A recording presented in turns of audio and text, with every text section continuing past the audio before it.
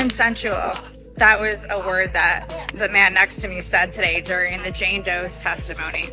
Now, remember, this is day one of the Jane Doe's testimony, and the prosecution is setting the stage. Right now, all we know is that she was in love with Diddy, so in love with him, in a lustful relationship, full of Molly, ecstasy, sometimes ketamine, having these freak-offs, but they call them debauchery or like wild nights. And so far, she said she willingly participated because she loved him so much. Nobody expected this one to explode the way it did.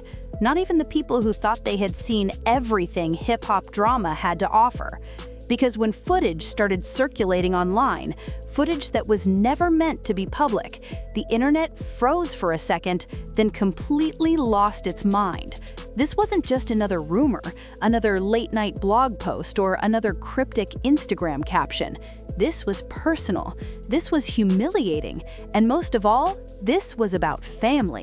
Hey, I really don't know what's going on with you, but I just want to give you the heads up that I'm about to really disappear on you. You feel me? I'm not going to be playing these games with you at all, at all. So I don't know, you think you silent treating me, and you think I'm going to be, nah. You'll have a rude awakening. You'll just have silence. When Floyd Mayweather's name got dragged into the mix, people already knew something wild was coming. But what nobody expected was that the footage he allegedly leaked would show 50 Cent's baby mama in a situation so compromising that it sent 50 into full meltdown mode. We're talking about betrayal layered on top of betrayal, old friendships turning toxic, private moments becoming public weapons, and a man who has survived beefs, bullets, and boardrooms suddenly being pushed to his emotional edge. Because when you mess with a man's pride, that's one thing. When you mess with his money, that's another. But when you put the mother of his child in the spotlight like that, that's when things stop being funny. And 50 Cent does not play about respect. To really understand why this moment hit so hard, you have to go back, way back, before the leaked footage, before the online jokes, before the captions and memes. Back to when 50 Cent was building an empire brick by brick, turning pain into power and chaos into cash. Okay, 50 Cent just posted Bert and Ernie on his Instagram. 50 Cent! Bert and Ernie were the nicknames that Diddy gave to the Jane Doe when they met. The very first time they saw each other in a bathroom, he said, let's give each other nicknames, Bert and Ernie. 50 Cent just posted Bert and Ernie. Curtis Jackson didn't just rise in hip-hop, he fought his way into it, shot 9 times, counted out, laughed at, doubted, and yet he still became one of the most successful artists turned moguls the culture has ever seen.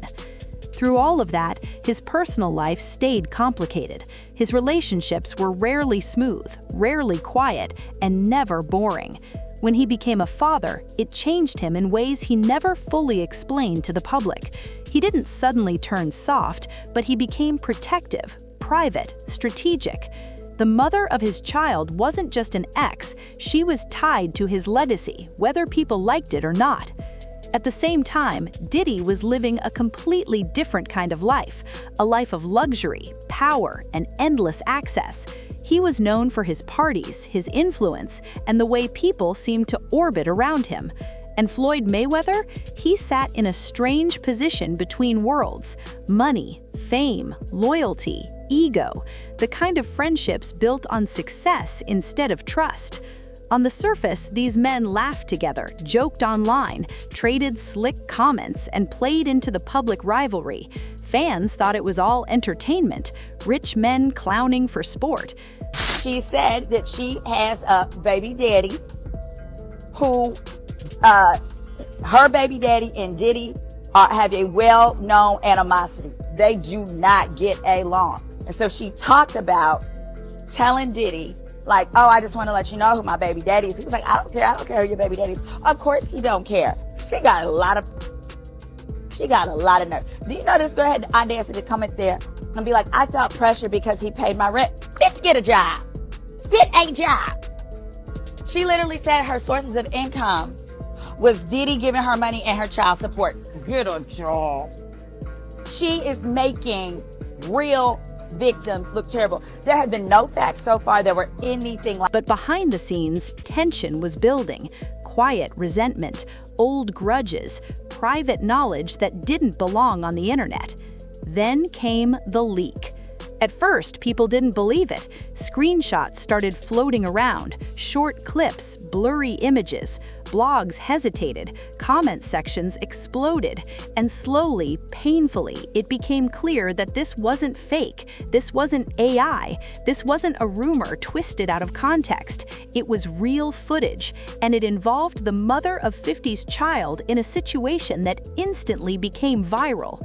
What made it worse wasn't just what was in the video, it was who was attached to it.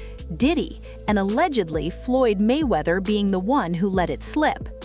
That's when the internet shifted, because now it wasn't just gossip, it was a triangle of power, ego, and revenge. People started asking questions that didn't have easy answers. Why would Floyd leak something like that? Was it intentional? Was it a mistake? Or was this payback disguised as chaos? 50 Cent didn't respond right away, and that silence, it was louder than any rant. Anyone who knows him knows that when he goes quiet, he's not cooling down, he's loading ammo. And when he finally moved, he moved exactly how people expected, and worse. The post started subtle, a caption here, a meme there, no names mentioned, but everybody knew who it was about. His followers connected the dots in seconds. Then the tone shifted, the jokes got sharper, the shade got darker, and the message became clear. This crossed a line. What nobody expected was just how deeply this cut him. Because this wasn't about public embarrassment anymore. This was about his child eventually seeing this mess online. This was about disrespect being broadcast forever. This was about two men he once tolerated now being tied to the worst moment of his private life. Insiders started whispering that 50 was furious behind closed doors, not screaming, not crashing out, just cold, calculated. Angry in that quiet way that makes people nervous, the kind of anger that doesn't burn fast but burns long. Meanwhile, the internet did what it always does, took sides. Some laughed, some defended him, some blamed the woman, others blamed the men. The footage became content, reaction videos, think pieces, endless debates, but very few people stopped to think about what it feels like to watch the mother of your child be turned into a meme. Floyd stayed mostly quiet, which only made things worse. Silence looks guilty when chaos is loud. Diddy's camp didn't rush to explain either, and that vacuum allowed speculation to turn into narrative. People started saying this was intentional humiliation, a power move, a reminder of who holds influence in certain rooms. But here's the twist nobody saw coming. Instead of exploding publicly, 50 began reframing the story, slowly, deliberately. He stopped focusing on the footage and started focusing on loyalty, on fake friendships, on how fame reveals who people really are.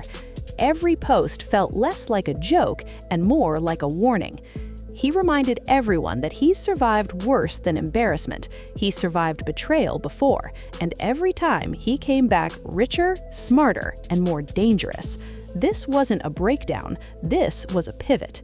The emotional weight of it all finally spilled out when he posted something involving his child. No caption, no explanation, just a reminder of what actually mattered. And in that moment, the jokes stopped for a second. Because even the internet understands one thing: kids don't deserve to be caught in grown people's mess. Behind the scenes, relationships shifted. Calls stopped getting returned, circles tightened, people picked sides quietly. Because in that world, loyalty isn't loud. It's shown by who doesn't leak, who doesn't joke, and who doesn't play both sides. The woman at the center of it all disappeared from public view. No statements, no explanations, just silence. And that silence spoke volumes. Because once something like that is out, there's no taking it back. No erasing screenshots, no deleting reactions. For 50, this became less about anger and more about control, about making sure his narrative didn't get stolen, about protecting his legacy from being reduced to gossip. He leaned into his businesses, his projects, his power, and every move sent a message without saying a word. The emotional toll, though, was real. Friends noticed it. His energy changed. Less joking, more distance. Because betrayal doesn't just hurt once, it echoes, especially when it involves people you once shared rooms with, laughed with, trusted. And as the weeks passed, the story didn't die. It evolved. People started questioning Floyd's role more seriously. Why was he even in possession of the footage? Why did it surface when it did? And why did it feel so calculated? 50 never answered those questions directly. He didn't have to. His silence became strategy. Let the internet argue, let the blogs speculate. He knew something most people forget. Public embarrassment fades, power doesn't. In the end, this wasn't just about leaked footage. It was about how fragile alliances are in a world built on ego, how quickly respect disappears when clout is involved, and how even the strongest men have emotional limits when family is dragged into the spotlight. This situation exposed something ugly about fame, that privacy is a luxury and loyalty is optional, that people will smile in your face while holding something that could destroy you, and that the internet doesn't care who gets hurt as long as it's entertained. So where does that leave 50 Cent? Exactly where he's always been, standing, watching, waiting, turning pain into leverage, because if history has taught us anything, it's that he doesn't forget, and he doesn't forgive quietly. The real question isn't whether this story is over, it's who's next to get exposed when the next leak drops, because in this game, nobody's hands are clean, and once lines get crossed, there's no going back. This wasn't just drama, this was a warning. And if you think this chapter closed peacefully, think again, because the calm after a storm usually means something bigger is coming. And trust me, this one is far from finished.